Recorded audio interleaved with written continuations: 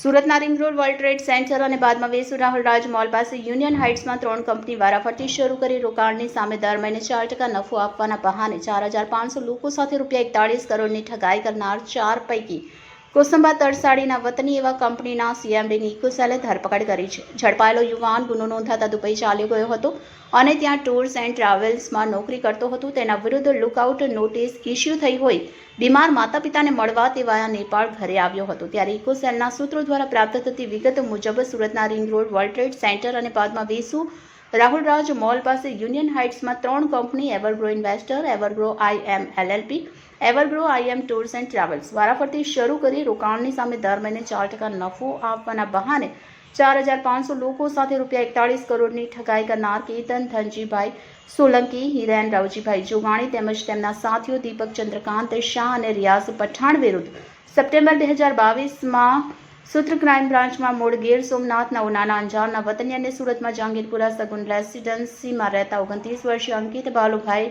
જાણકારથી ફરિયાદ નોંધાવી હતી. તો ભેજા બાજુએ ઝીંગા તળાવ મહાનગરપાલિકામાં parking contract, tours travels, solar plant, resort, stock market, fruit flower માર્કેટમાં રોકાણ કરી વળતર આપવાની વાત કરી હતી, પણ ક્યાંય રોકાણ કર્યું ન હતું. તો ઇકોસેલે આ ગુનામાં મોહમ્મદ રિયાઝ ઉર્ફે રાજુ ઉર્ફે ડોક્ટર ઇબ્રાહિમ ખાન પઠાણની અગાઉ ધરપકડ કરી હતી.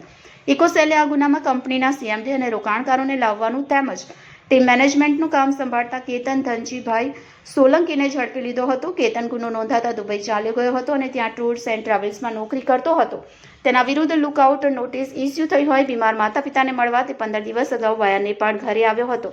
તેના વિરુદ્ધ આ કંપનીમાં રોકાણ કરાવી ઠગાઈ કરવાના 4 ગુના આ વર્ષે અમદાવાદ ક્રાઇમ બ્રાન્ચ અને નવરંગપુરા પોલીસ સ્ટેશનમાં નોંધાયા છે.